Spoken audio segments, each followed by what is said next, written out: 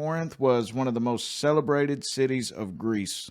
It was at first but a very inconsiderable town, but at last, through its extensive commerce, as it was a heavy trade city, became the most opulent city of Greece and the capital of a powerful state. Almost 150 years before Christ, it was destroyed by the Romans under Mummius, but was afterwards rebuilt by Julius Caesar. Corinth exceeded all the cities of the world for the splendor and magnificence of its public buildings such as temples, palaces, theaters, porticos, cenotaphs, baths, and other edifices. So Corinth was very known for its great wealth and its idolatry.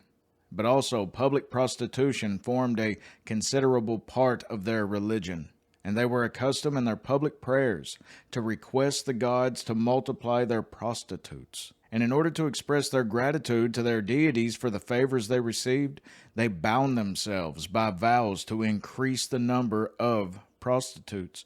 For commerce with them was neither esteemed sinful nor disgraceful. It is true, as the apostle states, that they carried these things to an extent that was not practiced in any other Gentile country.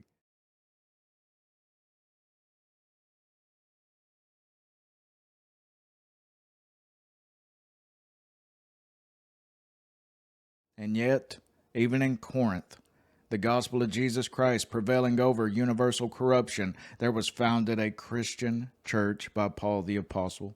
As we have went over previously about the already established churches before Paul ever even was converted to Christianity, 10 days after Christ ascended on the day of Pentecost, all these from all the other nations came to Jerusalem, heard the gospel, the tongues on fire. They heard the gospel, and then they went back out and began establishing these churches. But if you'll notice over here in these Greek lands where Corinth was, as far as the gospel was concerned, that was basically a desert land. And Paul the Apostle is really the very first one to start establishing solid churches within those lands.